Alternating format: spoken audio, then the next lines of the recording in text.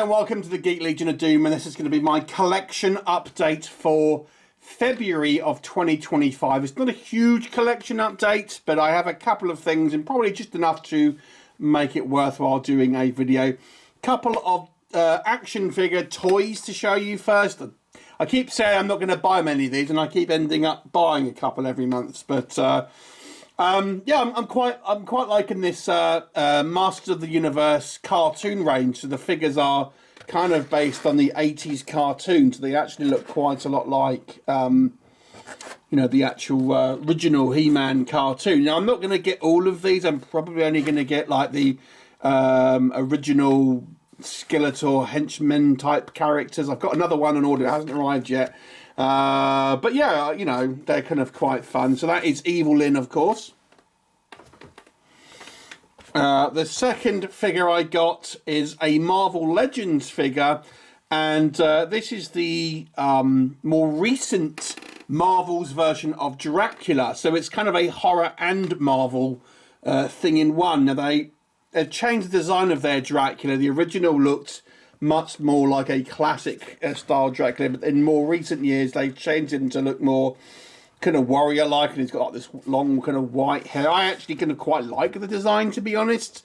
So yeah, I thought it was quite cool, and I kind of like his like red armor and all of that. So yeah, I thought I'd pick this one up. I don't buy a lot of these. There is another one coming out for a character called Rom, who I quite like, who I used to read. It's like the first figure that they've done of him, so I might pick that one up. But yeah, this is Marvel's Dracula. As you can see, that's what he looks like in the comics. Yeah, so I'll pick up the odd figure here and there, but I won't go sort of crazy. I don't want to get on the rabbit hole of toy buying. Right, so just one little thing. My mother bought me this one, so it's the Spider-Man cartoon. I think it's the 90s one, or maybe it's the 60s one actually, by the looks of it. So yeah, so these are quite fun. Obviously, you know, used to like these when I was a kid. She picked it up for me from a charity shop, 50p. Okay, now we get on to the proper stuff. So this one, the Sword and the Sorcerer. This is a kind of a box set by 101 Films. Now, I actually have the media book of this. So I was kind of toing and froing whether to get this, but I actually found this in a shop in the UK called Cash Converters, which is kind of like a pawn shop, I guess. That's PAWN, by the way, just so you understand what I'm saying. And yeah, so it was sort of cheaper, so I kind of picked it up, so why not? And so I already have the movie, but I thought I'd get this edition, and I'll quickly show you. So you've got the nice kind of like, and it's, you know, hard cardboard box. You get some kind of lobby cards in there. Obviously, you get the movie, and it's a 3-disc edition, 4K version in there as well. You get a poster, which is that scene there, and then you get a little booklet. So yeah, it's a pretty good, and you know, I think it's one of the kind of the Sword and Sorcery films which has got a little bit of a fan base to it, and yeah, it's a nice addition. So I was quite glad I picked this up in the wild for relatively cheap. Funnily enough, I also picked up the Sword and the Sorcerer 2. Now, a lot of people might not know if this even exists. Now, I actually got this earlier in the month before I got the original Sword and the Sorcerer. So this is a sequel that came out much later and stars Kevin Sorbo. It's actually called something else in other sort of markets. I think it's called Tales of the Ancient Empire. But it is actually the Sword and Sorcerer 2. And it does actually have a scene from that stars the main guy from the original film, Lee Horsley, albeit it's right at the end. However, it's kind of not a great movie, which is, I picked this up for relatively cheap, and it spends so long just setting up a third movie, which never actually happens. So that you end up having this kind of this one film, and this was beset by production, you know, problems. They run out of money whilst they were making it, etc. But, you know, it's, you know, like I said, I picked it up relatively cheap, and I'm a big Sword and Sorcery fan, so, yeah, I wanted to get it. Next up is Wrong Turn, and this is an Umbrella release. Now, I have a DVD of this, but I don't actually have it on Blu-ray until now. Now, there was a steelbook, an American steelbook, that I kind of wanted to get, although I wasn't actually massively keen on the design for that one. And I came across this Umbrella release, which is actually pretty limited. I don't know how you can see that. It's actually limited to 400, and mine's actually number 10.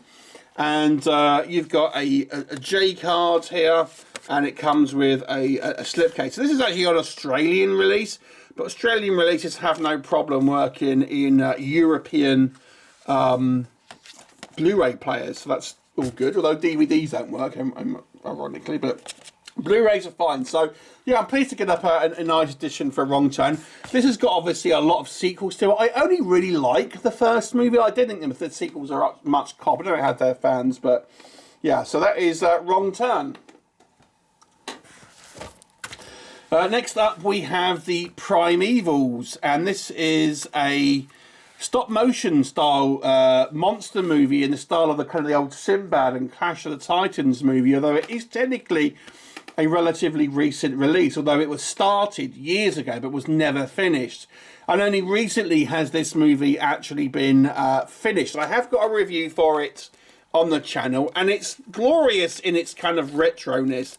And this one actually has like 3 separate kind of discs, 2 versions of the movie and a kind of making of. And it's got a big sort of like history to this movie. And I think it's, technically speaking, Full Moon's, who produced this, their most expensive production to date. But it was a real labour of love, this movie. And if you like those old style kind of stop motion monster movies like the Sinbad films, then I would check this one out. Next up, the next 2 only arrived today, so I haven't really had a chance to even properly look at these yet. So, My Bloody Banjo, and this is directed by Liam Regan, who has actually signed this, and it's limited to 1,000 pieces. So this has got obviously a card slip on it, and Refuge Films. This is the kind of the guy who owns that. And he directed this as well. So, My Bloody Banjo, yes, a limited signed copy to 1,000 pieces. And then we've got Eating Miss Campbell, which is also a same production company. So they put out by Troma, this one. And again, this one is signed by Liam Regan, limited to 2,500 pieces. And again, you've got this hard sleeve. And this one you also get. This is actually sealed here, as I said, I haven't got these today. But you also get this postcard here, which is again signed. You get sticker and a couple of like flyers and stuff. This one I think is about obviously cannibalism. So you know, a fun kind of silly horror film, probably quite schlocky. And then the final item for this month is this Film Arena Spider-Man Far From Home, a big thick edition, and this is a steelbook, and it is limited to 500 units, and it is unsealed, so I will quickly show you this. So obviously you've got the actual kind of steelbook itself, which is an exclusive to the Film Arena 3-disc edition. You get a kind of glossy booklet. Then you get a number of collector's cards here in this folder, and there is also a little card thing, credit card thing, that gives you your number and you know, 167 out of 500. It's a nice edition. Obviously, you know, I'm a big Marvel fan, so I try and pick these kind of premium steelbooks up where I see them for relatively cheap. I got this one for £30, so it was pretty cheap. I don't really like to spend a lot of money these days on these kind of things, if I'm honest. So I just keep an eye out when they come out for relatively inexpensive. Anyway, that is it. That is the collection update for February. Please do let me know any thoughts on any of the bits that I picked up, what you liked, what you didn't. And I shall look forward to seeing you next time. Bye for now.